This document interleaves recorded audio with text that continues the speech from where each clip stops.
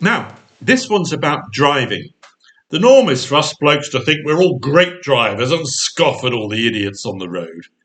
Well, I don't think I'm a great driver. I try to spot my mistakes and learn from them. So I might think, yeah, I took that corner a bit too fast, or I could have pulled out then, because I do rather wait until there's a bigger gap than I really need. I'm sometimes the guy who needs to reverse in and out a couple of times before I'm happy with the way I've parked. So, not a great driver, but I like to think I'm observant and I keep alert.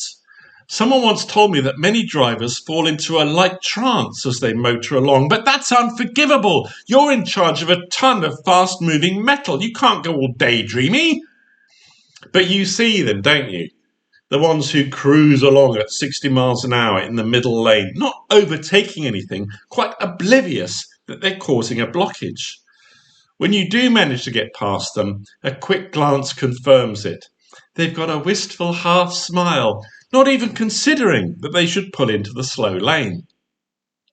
Worse, though, is one I saw on the M25. If you don't know it, the M25 is the motorway around London. It's either gridlocked or a racetrack, and so it needs full concentration.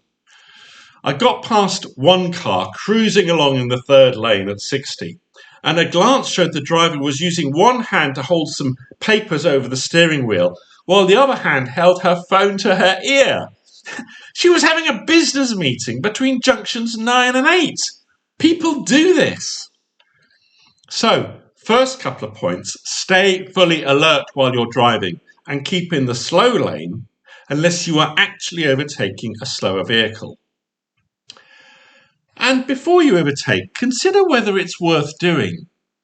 If you're a lorry driver and you're driving along a 2-lane carriageway, quite happily at 60 miles an hour, what do you do when you catch up with another lorry doing 59? Well, we all know what he'll do, don't we? First chance he gets, he pulls out to overtake in the second lane. But as he's only going 1 mile an hour faster, it takes him a minute or more to get past. In all that time, you've got a rolling blockade as cars, willing and able to do 70, clog up behind him. Lots of people delayed, and the congestion takes ages to clear. And how much time is saved? Suppose this lorry has a journey of 100 miles ahead of it and is now going to do it at 60 instead of 59. How much sooner will it get to its destination? 5 minutes? 10? No, less than 2 minutes. After 100 miles. And if you're in your car and you overtake someone doing 65 in order to do 70 after 100 miles, which will take you almost an hour and a half, you'll get where you're going less than 7 minutes sooner. Was it worth it? Back to the M25. Some of you will know Reigate Hill between junctions 7 and 8. It's a steep old climb, so when a lorry hits it, it slows down. The lorry behind thinks, he's slowing down, I'll overtake. So he pulls out, but now he's on the slope and he's slowed down by it. The M25 has 4 lanes, and I once got into the 4th lane to squeeze past a rolling blockade of a lorry, a tanker, and a car transporter, all trying to overtake each other at the top of the hill. I could hear their engines screaming. I got past, and the motorway was empty. The cars could all move over to lane 1 and drive at 70 miles an hour with nothing else there, because everyone was held up behind these stupid slow vehicles. I live in a village and the nearest town is about 4 miles away.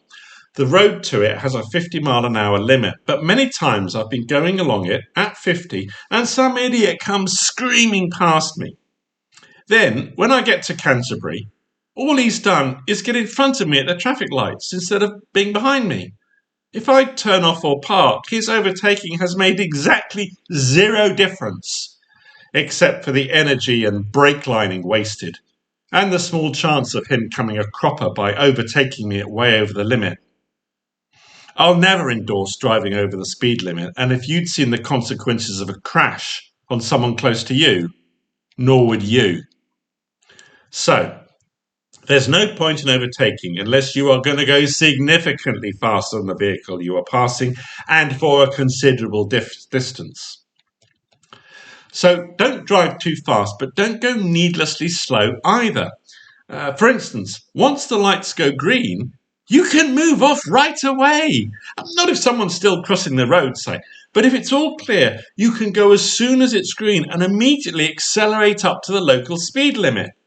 Now, I know some people are watching and thinking, no, when it goes green, you have to count to 10 before moving off, then do the first quarter of a mile at 15 miles an hour.